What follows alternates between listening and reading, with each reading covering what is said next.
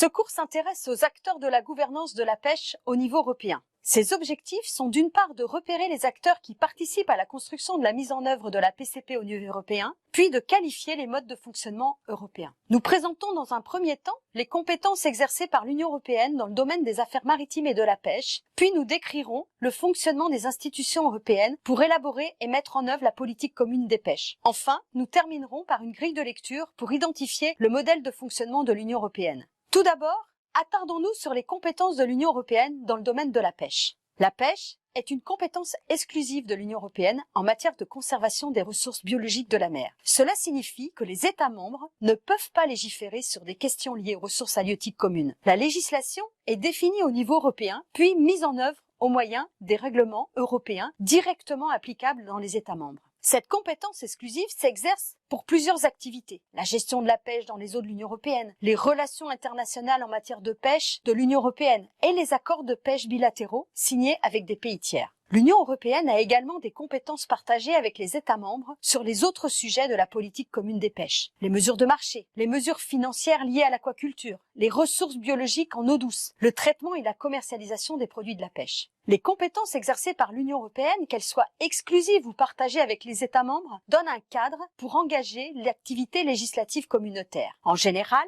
la politique commune des pêches est définie dans le cadre de la procédure législative ordinaire. L'impulsion politique des grandes orientations politiques est donnée par les chefs d'État et de gouvernement des 27 États membres qui se réunissent au sein du Conseil européen. La Commission européenne, avec ses 27 commissaires et son administration, organisée en 43 directions générales, a en charge l'initiative des propositions législatives pour l'ensemble des politiques. La pêche et les affaires maritimes sont prises en charge par le commissaire européen dédié et son administration, la DG Mare. Pour établir ces propositions, la Commission consulte les diverses parties prenantes en lien avec la pêche, les organisations professionnelles de la pêche, les ONG, les représentations nationales des États ou des collectivités territoriales. La première proposition législative ou budgétaire est alors soumise au Conseil de l'Union européenne et au Parlement européen. Le Conseil de l'Union européenne réunit les 27 ministres des États membres du domaine concerné. Ici, les ministres en charge de la pêche et des affaires maritimes. Des groupes de travail et comités réunissant des fonctionnaires de tous les États membres préparent les travaux des ministres en charge des affaires maritimes et de la pêche réunis en Conseil de l'Union européenne. Le Conseil peut alors adopter un accord politique entre les États membres. Le Conseil vote à la majorité qualifiée. Le Parlement européen, de son côté, réunit 705 députés élus par les citoyens européens. La proposition législative proposée par la Commission européenne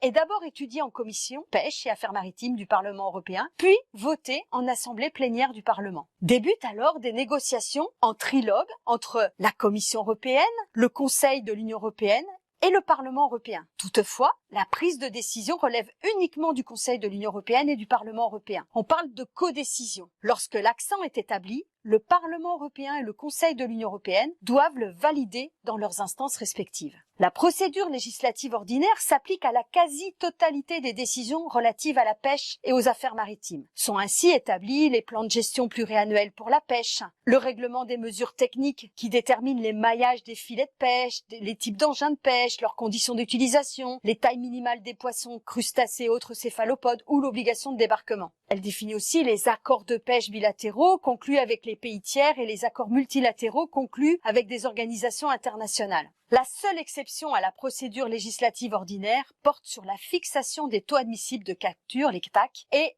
à la répartition des possibilités de pêche, les quotas par espèce et par zone. Ce sujet est une compétence détenue uniquement par le Conseil de l'Union européenne. Le processus de définition des TAC et quotas est le suivant. Chaque année, la Commission européenne consulte les avis du Conseil international pour l'exploration de la mer, le CIEM, et du Conseil scientifique et technique et économique des pêches, le CSTEP. Le CIEM est un organisme international qui produit chaque année des avis scientifiques sur l'état des stocks halieutiques. Incontestés, ces avis sont à la base des négociations annuelles des possibilités de pêche au niveau international. Le CSTEP regroupe des scientifiques des pays de l'Union européenne. C'est une instance consultative de l'Union européenne chargée de conseiller la Commission européenne sur les sujets relatifs aux zones et aux ressources de pêche. À partir de ces avis, la Commission européenne émet une proposition au Conseil. Ce dernier adopte des TAC pour l'année suivante par espèce et par zone. Les TAC sont ensuite répartis en quotas nationaux suivant une clé de répartition historique. De nombreux acteurs s'interrogent sur le rôle de l'Union européenne dans la gestion de la pêche. L'Union européenne peut-elle être considérée comme un gouvernement européen des activités de pêche ou l'Union européenne est-elle un lieu de construction d'accords entre États membres? Selon la réponse, le poids et l'ambition du projet européen sont très différents. Christian Lequesne, en 2002, Politis, y répond de la manière suivante. D'une part, par ses compétences exclusives sur la pêche, l'Union européenne s'apparente à un gouvernement supranational. En effet, les institutions européennes disposent d'une autonomie par rapport aux États membres. Elles disposent de leurs propres ressources, des compétences législatives, un budget, son propre personnel politique, avec les parlementaires notamment, des expertises réunies au sein d'une administration, et, à ce titre, mettent en œuvre leur propre politique. Mais d'autre part, on observe que le Conseil de l'Union européenne constitue une véritable instance de dialogue entre les ministres de la pêche des 27 États membres. Il est le lieu où sont discutées des décisions importantes, notamment les TAC et quotas.